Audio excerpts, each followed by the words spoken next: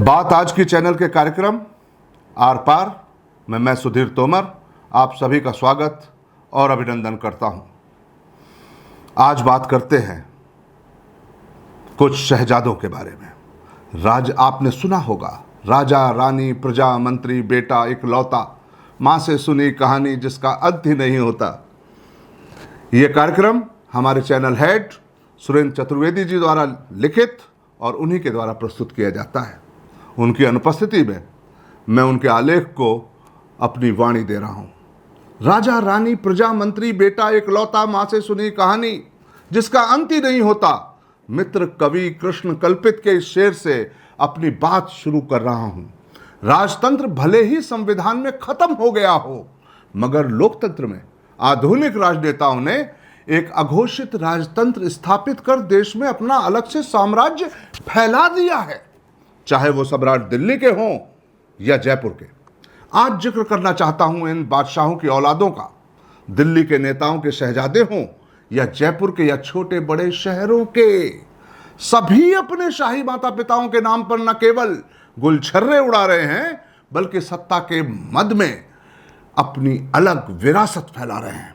दिल्ली में यदि उदाहरण के तौर पर नाम लिया जाए तो अमित शाह के शहजादे जयेश शाह का लिया जा सकता है, तो जयपुर में मुख्यमंत्री से लेकर मंत्री तक या विधायकों की औलादों तक का, मेयर, सभापति, जिला प्रमुख, प्रधानों और सरपंचों तक के शहजादे अपने पिता के नाम पर अलग से सत्ता सुख बटोर रहे हैं।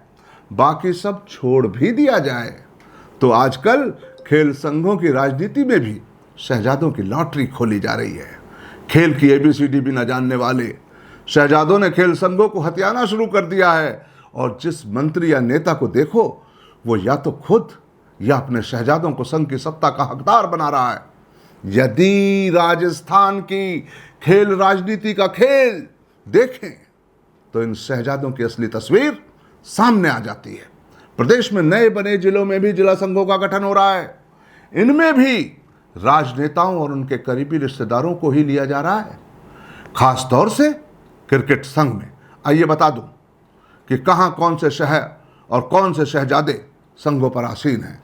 गंगानगर जयदीप बियानी भाजपा विधायक, धौलपुर रोहित बोहरा कांग्रेस विधायक,